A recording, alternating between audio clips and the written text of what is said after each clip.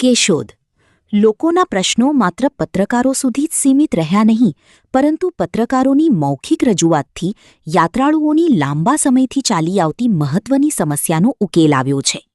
Keshod ST depot દ્વારા અગાઉ ચલાવવામાં આવતી અને હાલમાં બંધ કરાયેલી કેશોદ દ્વારકા વહેલી સવારની 5:30 વાગે ઉપડતી બસ સેવા અંગે પૂનમના દર્શનાર્થે જતા યાત્રાળુઓને ભારે હાલાકી પડી રહી હતી.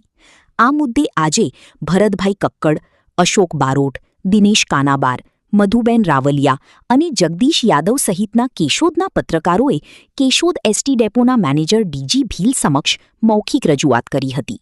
રજૂઆતને હકારાત્મક પ્રતિસાદ આપતા ડેપો મેનેજર ડીજી ભીલે જણાવ્યું કે આવનારી પૂનમથી કેશોદ દ્વારકા બસ સેવા ફરી શરૂ કરવામાં આવશે.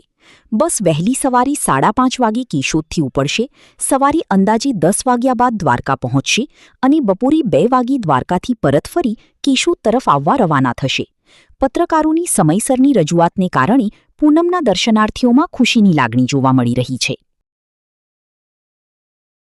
DG Bhil, depot manager ST depot Keshod.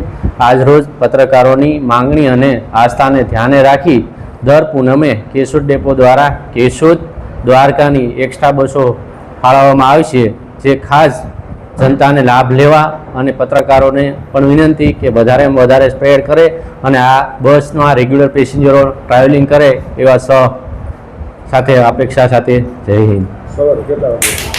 સવારે 5:30 નો ટાઈમ રહે છે અને ત્યાંથી પછી પ્રમાણે પાછું નીકળી જાય 2 વાગ્યાની આજુબાજુ.